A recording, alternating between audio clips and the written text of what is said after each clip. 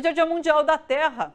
O tema global é Planeta versus Plástico, uma campanha internacional para reduzir a produção de plástico até 2040. A poluição plástica já contamina oceanos, lagos, florestas, o ar que respiramos, o nosso corpo. Da mesma forma, avança o debate sobre a necessidade de deixarmos de usar o petróleo diante da poluição produzida pelos automóveis e as travas das indústrias petrolíferas e automobilística. O Papa Francisco, falando nele, abordou esse tema meio ambiente na Laudato Si, a primeira encíclica papal sobre o tema. Na avaliação do Papa, não há duas crises separadas, uma ambiental e outra social, mas uma única e complexa crise socioambiental. Na nossa editoria de meio ambiente, converso agora com o Silvio Catiabava, sociólogo, diretor do Le Monde Diplomatique Brasil. Bom dia, Silvio. Quero te ouvir a respeito dessa crise socioambiental que vivemos, tão bem comentada pelo Papa, e Papa que sempre fez questão, inclusive, de falar sobre o meio ambiente, de trazer essa pauta para o debate público, debate pautado aí pela Igreja Católica. Como que você avalia esse momento? Bom dia, boa tarde já, né, Silvio? Boa tarde, já é boa tarde, né?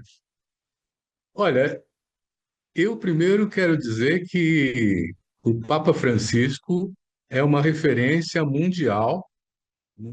Mas não é só da questão do meio ambiente, embora ele já tenha, e nós vamos entrar nesse tema, uma posição muito forte aí, né?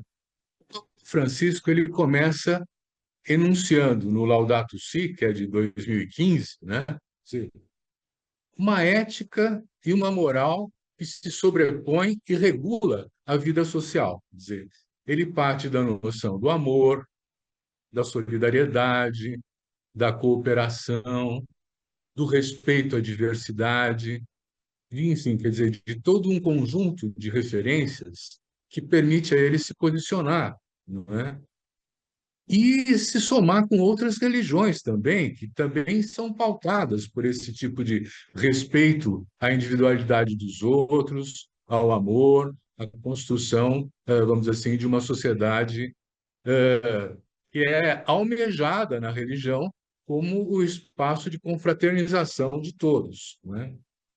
Eu penso que, por exemplo, as questões do Laudato Si é um documento extenso, tem uma análise profunda e depois tem proposições, né? Ele é uma análise muito cuidadosa da crise civilizacional que nós vivemos, da crise ambiental que está dentro dessa crise civilizacional, mostrando que, na verdade, as atividades produtivas organizadas pelo capitalismo são completamente destrutivas do meio ambiente, das espécies naturais, dos animais silvestres, das árvores, da natureza de uma maneira geral, né? Quer dizer, e é curioso, porque a partir do momento em que ele se espelha, inclusive, em São Francisco de Assis, ele adotou o seu nome, Francisco, a partir dessa referência, que é o São Francisco de Assis é um defensor do meio ambiente, da natureza, da harmonia entre as partes. E que curioso, né?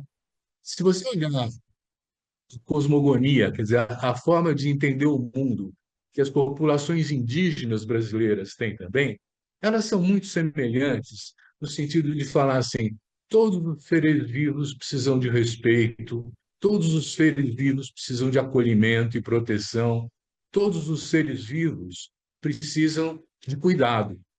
Não é só o homem está dentro da natureza, né? E essa encíclica, o Laudato Si, vai tecendo toda uma análise de como a modernidade, o século XX, a industrialização, a poluição, veio junto com um conjunto de ideários do individualismo, da competição, da destruição do próximo, que são contra o equilíbrio da natureza, contra a encíclica Laudato Si, contra o projeto de uma vida que permita a felicidade, a alegria, a confraternização, né?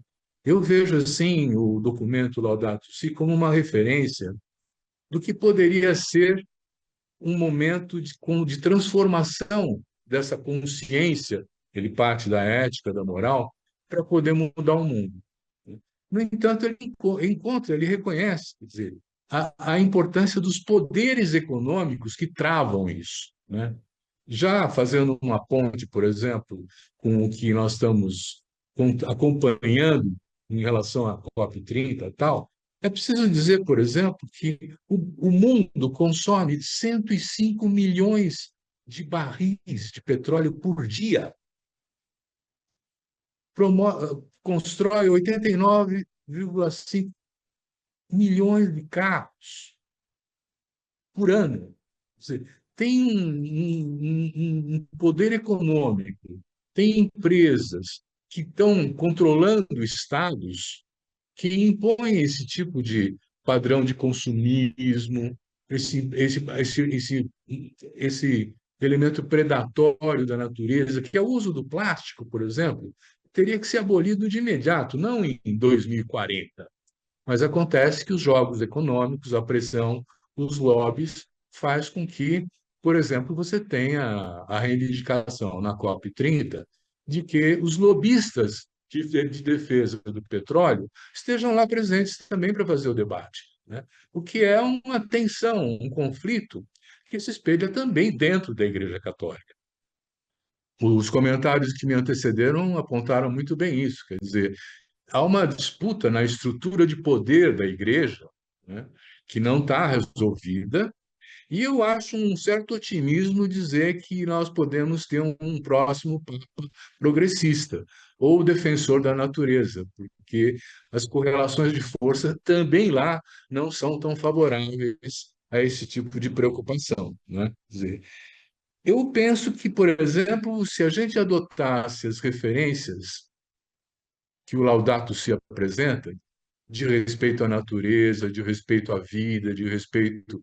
Nós teríamos que estar em outro planeta, em outra sociedade, porque a forma predatória de como a economia se apropria da natureza hoje e não permite a recomposição daquilo que consome, nós vamos destruindo cada vez mais os recursos naturais, né? É contrária a essa concepção do Papa Francisco.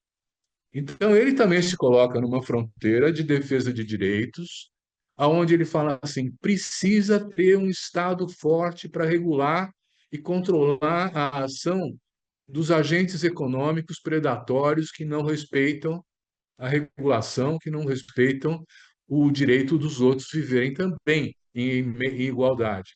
Ele aponta também a questão da exclusão social e da desigualdade.